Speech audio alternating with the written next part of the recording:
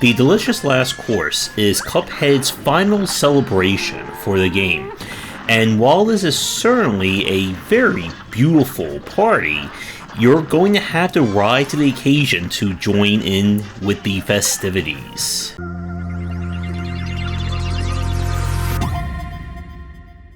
Our story finds Cuphead and Mugman on one final journey.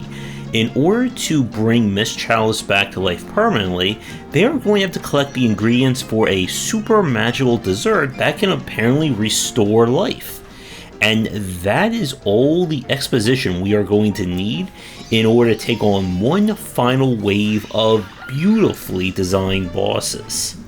So, if you are watching this and somehow have not played Cuphead, the general process of the game is that each stage is a boss fight.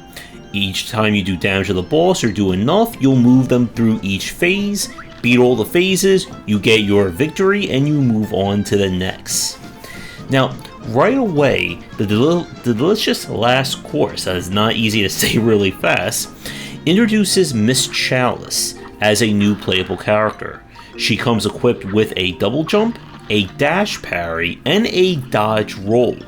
Now, the downside is that she cannot equip any other charms, but she can be used not only in the DLC but in the main game, along with a collection of new relics or charms and weapons. So there is definitely value here if you want to experiment with using some of these tools in the base game. In terms of the challenge of the Delicious Last Course, you have a set of bosses. You also have a secret boss fight that I really enjoy that I won't put in the video here for spoiler reasons, and a new chest-related challenge where you must beat a series of bosses, but you are not able to attack them. You can only use parries and basically dodge around. And I really enjoyed that as a way of mixing things up compared to the base game. Now, as for the bosses themselves, they are all again just your standard design of a Cuphead fight. Beautifully animated, lots of things going on, and also incredibly difficult. And I want to expand on this more. So we're going to take a quick break, and when we come back, I want to focus on kind of the difficulty spikes that the Delicious Last Course brings, and why this is definitely quintessential Cuphead for good and for ill. And as always, if you're interested in more of my thoughts on design, then check out my game design books. For entry-level students, we have 20 Essential Games to Study, and then the Game Design Deep Dive series that takes an extensive look at different genres, with free-to-play coming in 2022. The Delicious Last Course, again, is definitely designed for people who found the original Cuphead on the easier side and certainly have beaten the entire game. And with that said, it does, I think, show both the good and the bad of Cuphead's design. This is still a very dodge-focused pattern memorization style game, but there is a lot of improvisation you need to do to have a chance at winning, as the game features very little tells when it comes to major attacks going off, and you have to basically be reading everything at a moment's notice. Now, this isn't too bad at the start, but the game definitely runs into this issue, and this is definitely more so in the Delicious Last Course, of just kind of overwhelming your senses with things going on with background effects, foreground effects, dodging, shooting, and all that, that it becomes very easy for something off screen or just outside your peripheral vision to, well, smack you. And it feels a little cheap in this respect when it comes to some of the later challenges.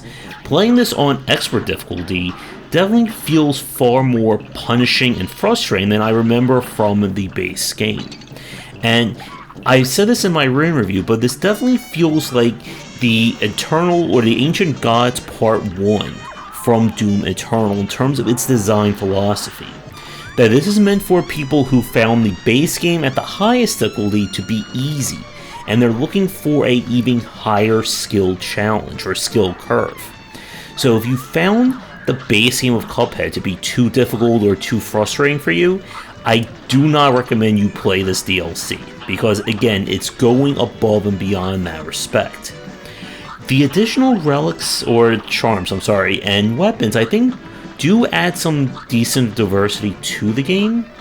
But again, with a game like Cuphead, all the bonus weapons and options in the world do not take the place of skill. So if you're hoping for an item that's going to magically make you a better player, or completely break the difficulty curve of the game, you're really not going to find it. There are charms and ways to boost your health to far greater levels, but again, at the end of the day, if you're still taking 6, 7, 8 hits to beat a boss, having that additional health is not really going to impact things to that extent. So, all in all, is this a good DLC? And I'm kind of two minds about it. For its price, this is essentially just one more kind of chapter in Cuphead. And if you're hoping to see, I think, like anything revolutionary or different from Cuphead's design, I don't feel the DLC goes that far enough. And again, I think this is simply going to be for experts only. I enjoyed most of this DLC. The plain boss fight where it completely messes with your controls, I hate that fight. And that really just sours me a lot on the DLC challenges. And I was hoping again to see more unique elements. Different kind of ways of designing the bosses, such as having to fight the slot machine in the first game, King Dice, that kind of ordeal, which I guess the chess gauntlet is similar, but not all the way. So, again, with this DLC, it's definitely not my favorite, but at the end of the day, it is still more Cuphead. And if you've been looking for one more reason to go back to this beautifully detailed world, this is it. But if you can't bring the skills along with it, then it's going to be a very short trip to the DLC.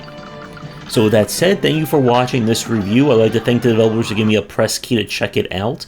As always, do the liking, subscribing, and commenting. If you'd like me to tailor your game for a future video, please get in touch and come back for daily discussions on game design here and on game wisdom, where he's in the art and science of games.